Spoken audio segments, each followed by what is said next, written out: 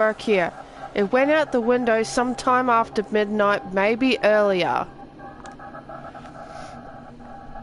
Oh, my kingdom is not of this world. Oh shit, balls.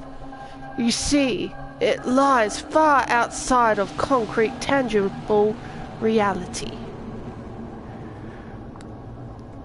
I've tried to identify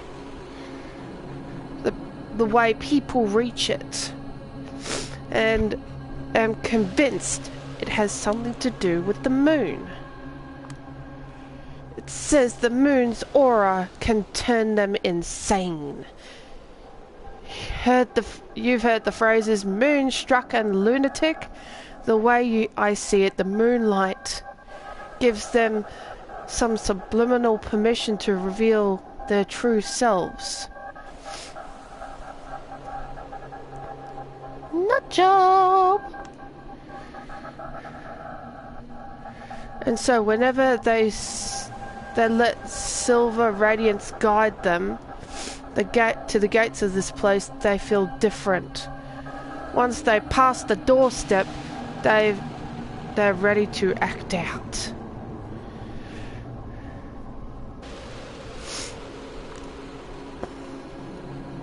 Hold on, I'm still gonna read. A dance of horrors and marvels begin. It's 3:31 a.m. Welcome to Big Beat Burger. Yum. Stop it, you're making me hungry.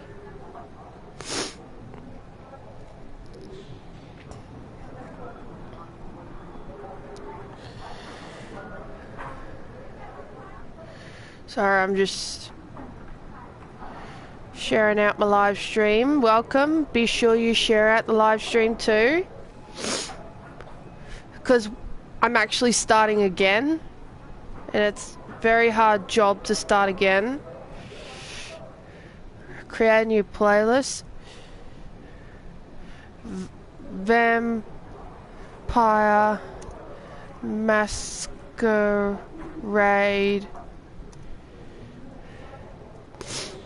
Masquerade.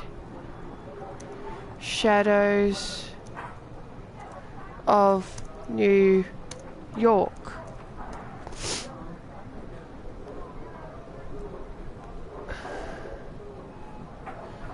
Alright.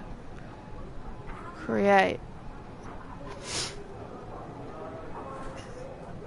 But yeah. Ugh. Ugh. Ugh. Also keeping an eye on the chat in case anybody comes in, and just in case if the chat's broken on PlayStation. If you're here at this hour, you're not exactly readying up to be a productive member of society come tomorrow morning.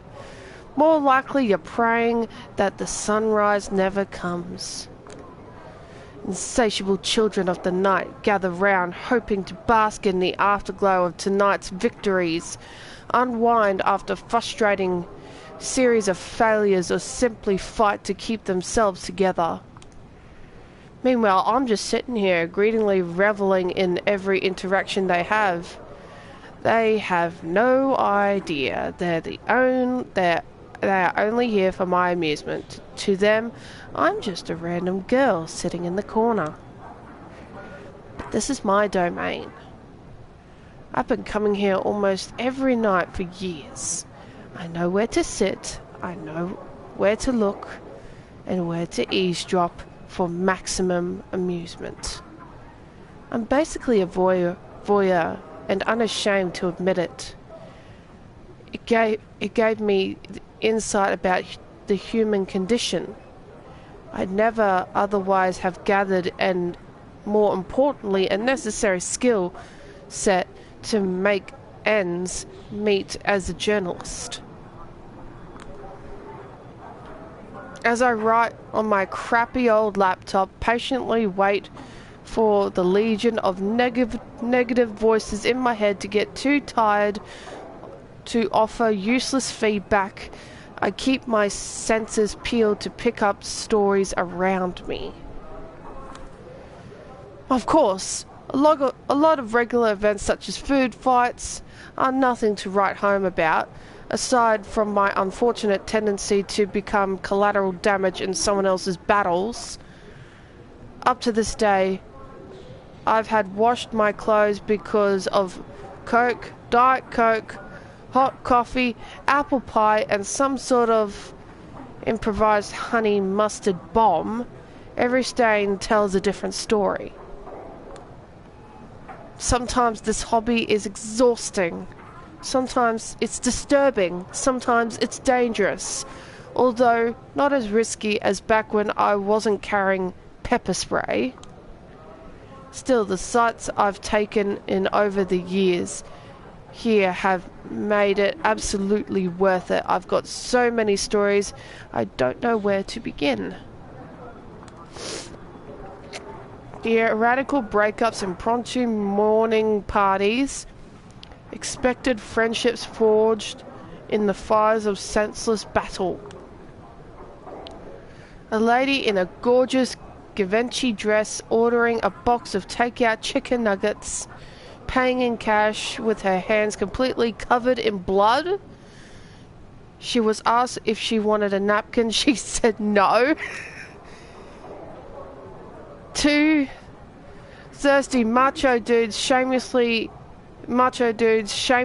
going for it in the corner, hushed moaning filling the lobby, while everyone around valiantly fights to act out as usual and maintain an illusion of normalcy.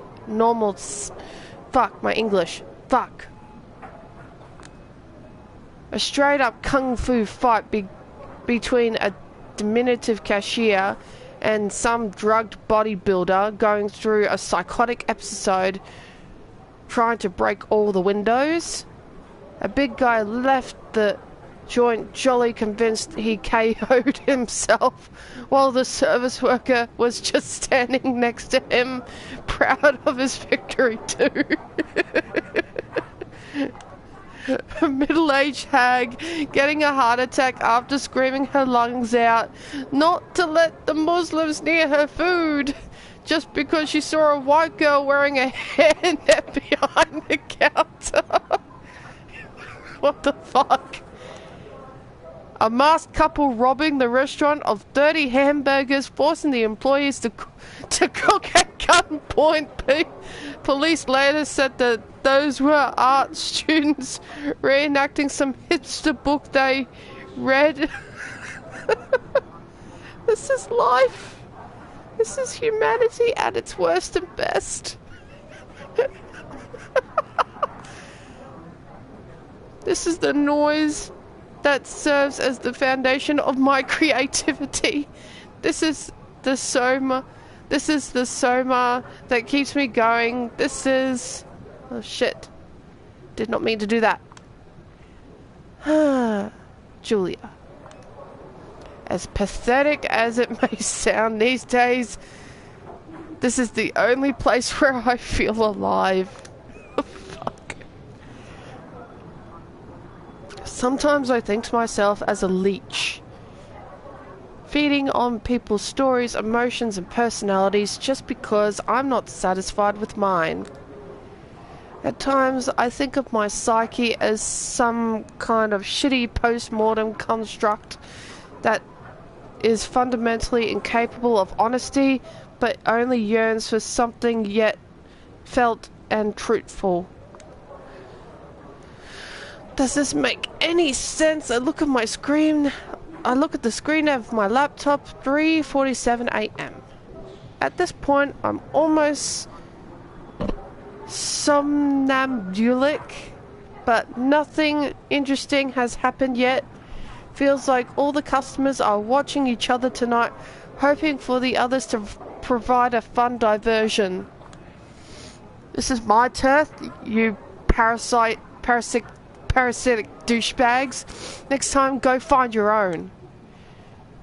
I think it's time to call a night. The coffee I always order so they don't kick me out is undrinkable.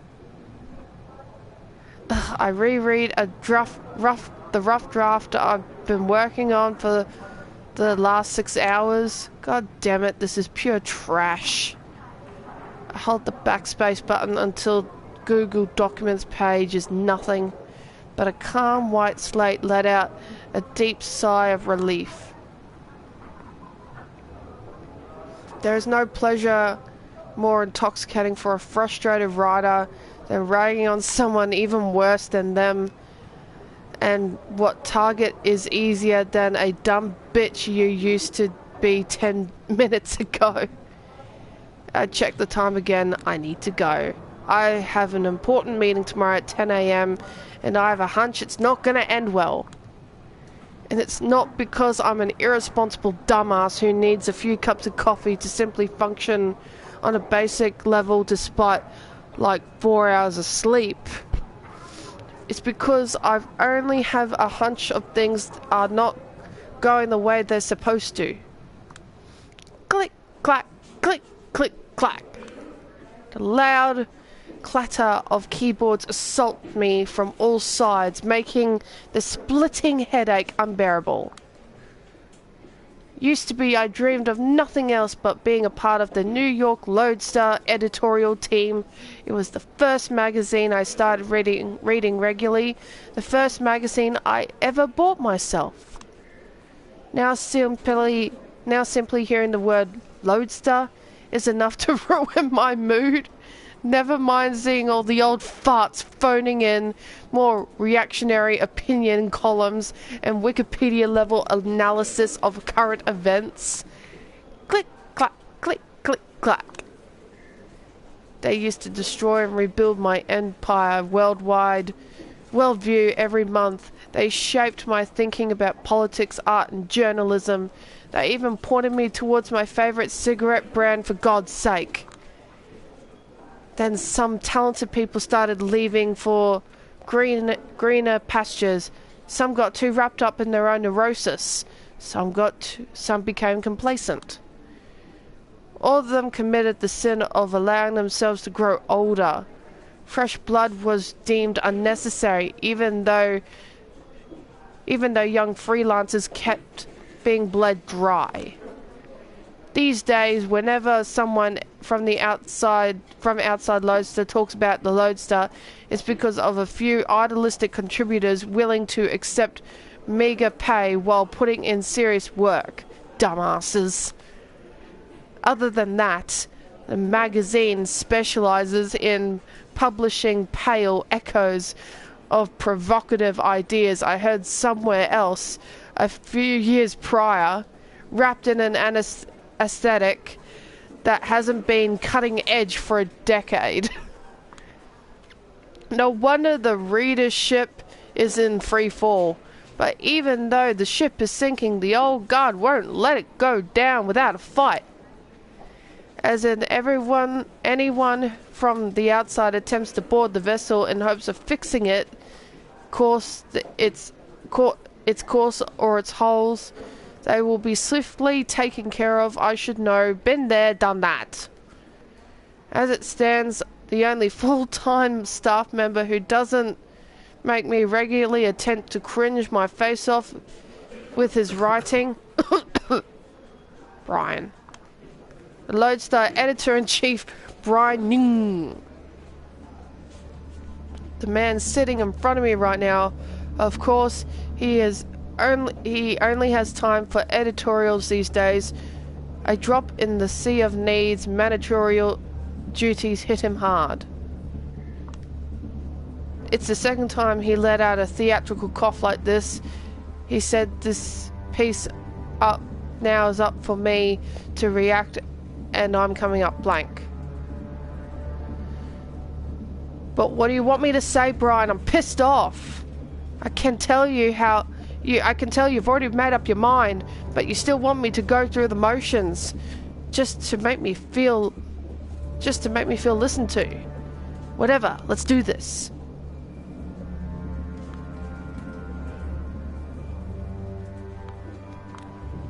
Now look, I know my article sounds like a character assassination, but it's because the guy gave me enough ammo to make me look at him, to make him look like Swiss cheese once the story goes live. My sources are legit. They provide receipts for everything. They faced all kinds of injustices and are crying out for help. Why are you siding with a corporate shithead and not them? Your sources are not the problem here. I never said they were. You're avoiding the core issue. No, I believe I pinpointed it in a precise way. If it were up to me, I'd greenlight the article, and now we wouldn't be having this conversation.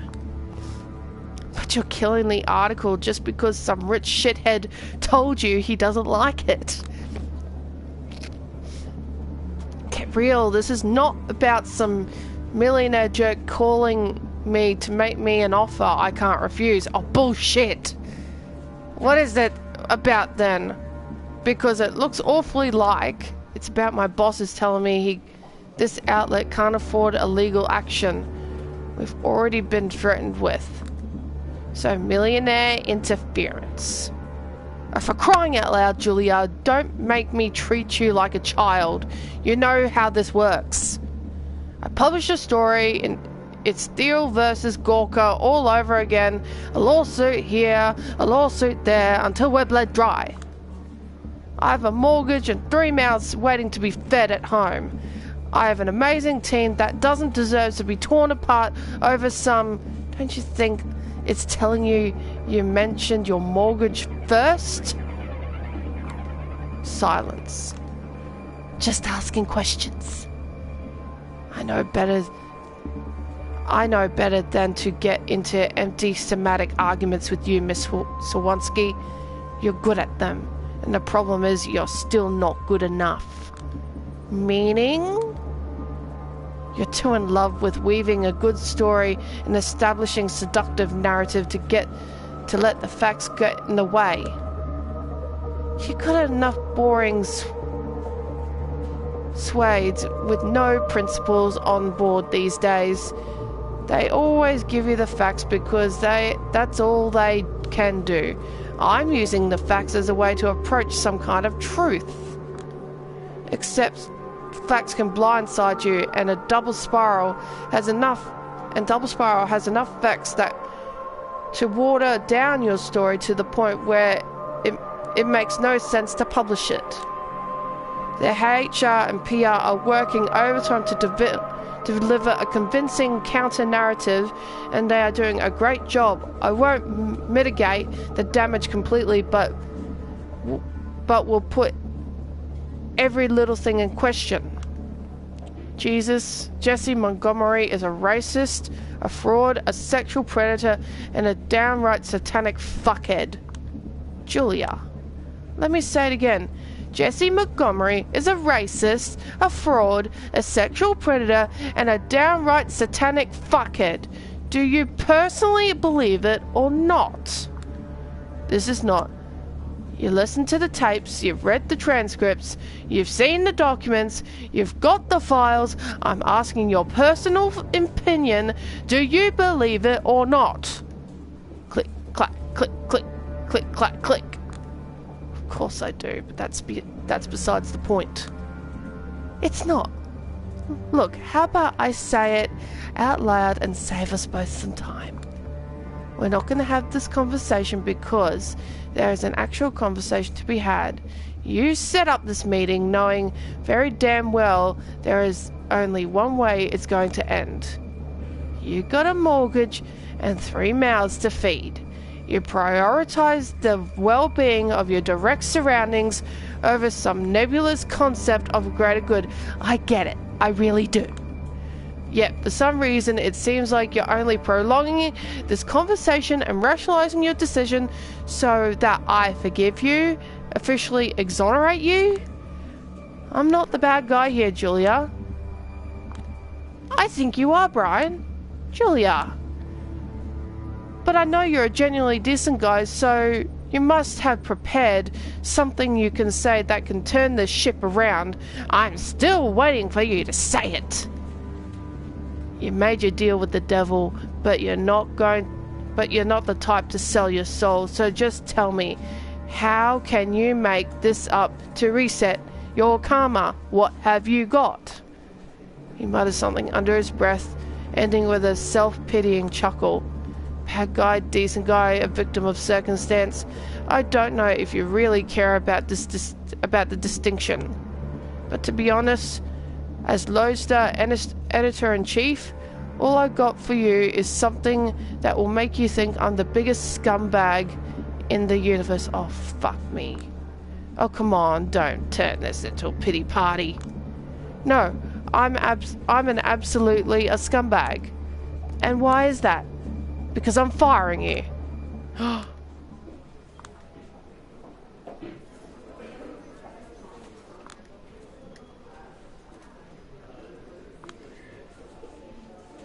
Oh my god.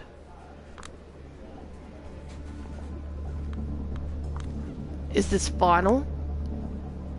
They told me there'll be consequences if the outlet ever picks up on your work again. I shouldn't even be telling you that. I did everything in my power to change their mind. I'm sorry. They? What they? Who is they? He glances left from right. You know, the big kahunas, can't really question them. They want your head on a silver plate. You're not joking. I would never joke about this stuff. It's real. Fucking hell, it's real. Damn it, damn it, damn it, damn it, damn it, damn it, damn it, all to hell! All these years, I've... all this grind, all my plans, and for what? Fucking arsehole, you know, I deserve better, and I always deserve better. And it always ends with me going down, drained back to the sewers. Fuck! No. Take a few deep breaths. Don't lose the plot now. Don't keep yourself together, you idiot. The moment you show weakness, they will go for your throat. Get back in control. You can't do this. I wish I didn't have to, but it's a lost cause. No, I mean, it's impossible. Julia, you can't fire someone who has never been hired in the first place.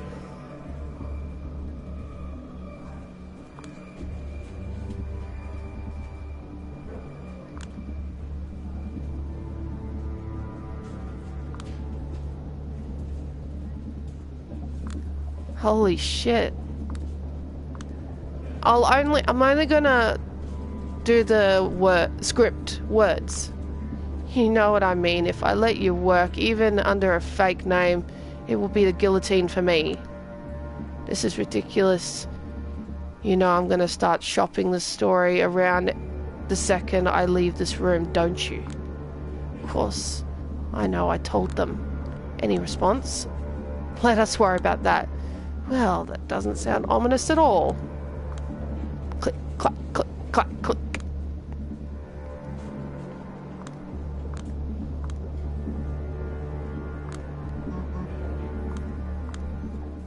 I've been working on this fucking story for, I don't know, 16 months on and off. I know. You kept cheering me on. I know. And we've agreed on a pay I'd receive. I know. I'm 2 months behind my weight. No, 2.5. I didn't know. Well, now you do. Well, if you can't tell your big kahunas to fuck off, I don't think there's a single thing. Julia. Don't worry. Nick turned it off weeks ago. Probably the most creative thing he's done in the past 5 years.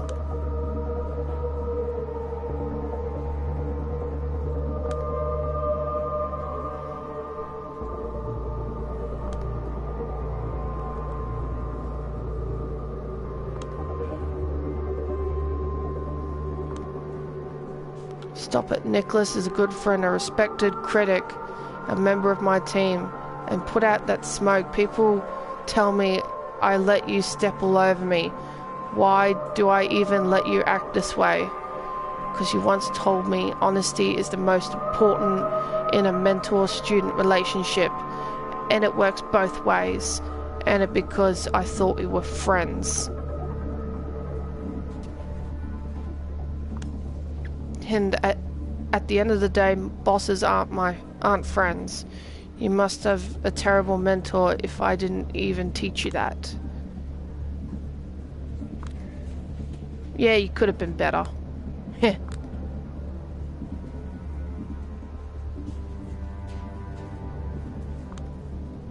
I might have failed as a guide, but I will do what I cannot to leave you stranded, okay? There are options.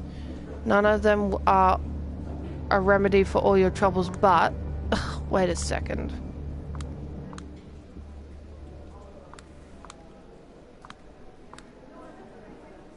Mila Lopez.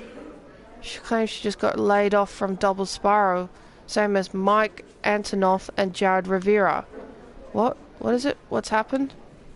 I'll spare you all her insults, okay? The key thing is, seems the HR knows all of the confidential information about my journalistic investigation and used to shut everyone's mouth. Hell, apparently Montgomery walked up to Lopez as she was emptying her desk and told her to thank me for being a quote-unquote dumb and careless cunt. You fucking scumbag. You outed my sources. What? Of course not. What are you even saying? Don't you dare play coy. It must have been either you or me. No one else. And you know the way I work. My investigation was basically untraceable both on and offline. Carefully picked meeting spots, encryption upon encryption, every direct quote rewritten 5 times just in case, all sorts of red herrings scattered around. I know my shit, you know I do. And this timing? Did you just pass a flash drive to your beloved big kahunas during a meeting of a sign of goodwill? Look, I get you're upset, but why don't we just talk about this calmly?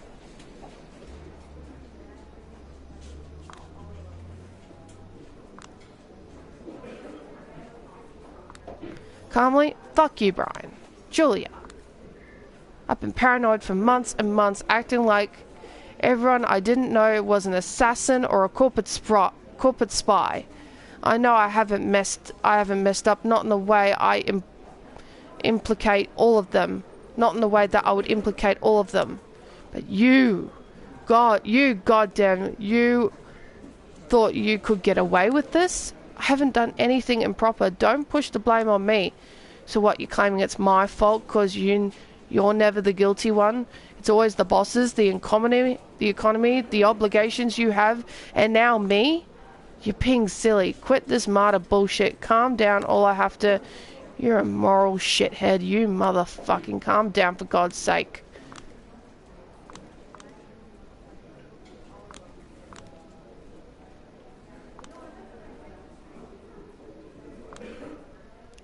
I feel like my world has crumbled into nothing. You mean you had every right to? Like, Jesus, if I were you, I would have already broken down into a sobbing mess. I'd love to, but I'm in a subway, far too proud to cry in public even now, and it's stupid, but I feel like someone out there is trying to destroy everything I hold dear just to see my reaction, like it's a prank show, and someone was waiting to record me crying. So out of sheer spite, I'm doing my best not to cry. Fuck you, whoever you are, wherever you are. That's the most Julia Sawinski thing I've heard. Spite is the greatest motivator, huh? Not feeling particularly motivated to do anything right now, to be honest. I just want to stay in my bed until my shithead landlord calls the cops to forcefully evict me. Not surprised, shit.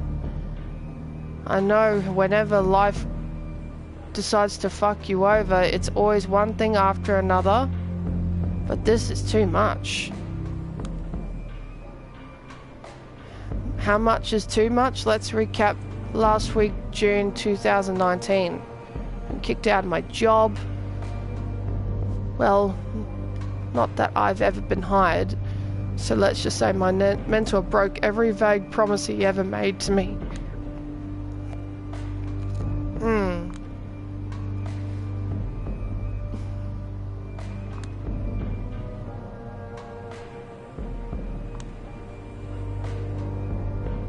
I still had no idea who's been sending shitty messages around. I've been asking, but listen, don't worry about it.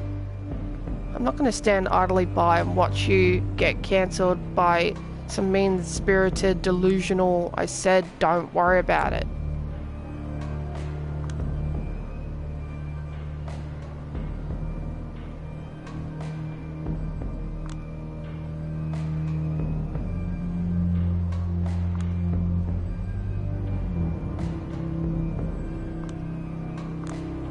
I don't want to sound paranoid, but it really feels like a concerted attack. Paranoid is good. Anyways, I know you always hand wave this topic away, but remember that if anything happens, my place is your place. You don't have to go through it alone. I know, listen, I have another call. Alright, just call me if anything happens, no matter how dumb it seems, okay? And swing by whenever you can. I will, thank you. See you. Christ.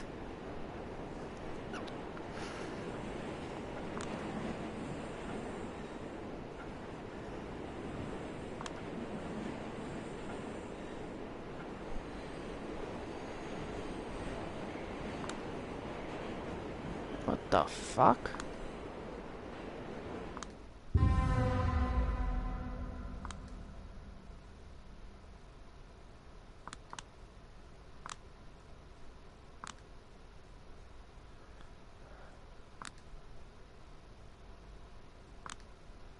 Aren't you a nasty one? What's going on? Who are you? Don't play coy.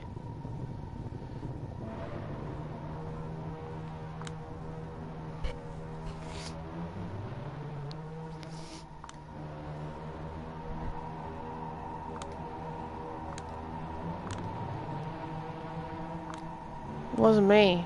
I don't even know what's going on. I was just riding the subway. Again, don't play coy. You knew him. He was mad at you. You started telling him sob stories about your situation. He wasn't even having none of it. You got mad. Things escalated. He died.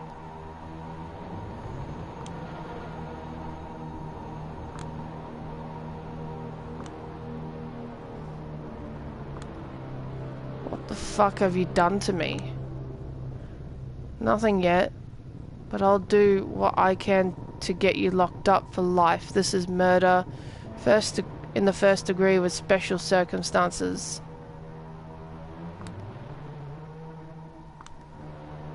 If I did murder him, you wouldn't be acting like that. You wouldn't be standing in front of me. You'll be running away, calling the police, begging for help, yelling that I'm a psycho. Oh, you are a psycho, but I'm not a coward. I won't let you walk out of here alive. Why are you doing this? Because sometimes one has to confront what they're really made of.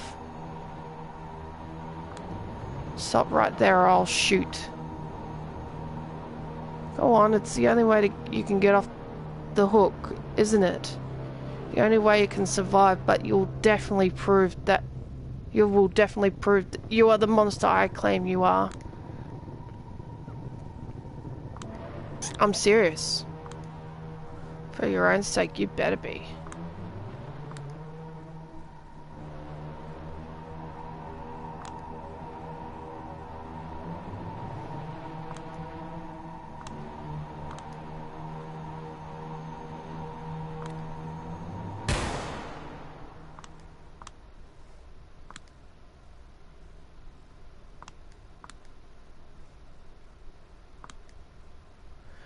You were a right choice after all. I'm so glad. You haven't allowed yourself to break, but you've crossed the line I needed you to cross. There's a silent flame in you that could become an inferno if left unchecked. I hope it will.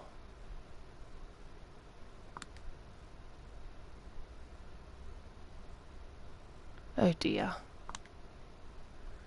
That was your final test. Congratulations, you've proven yourself worthy. Oh shit.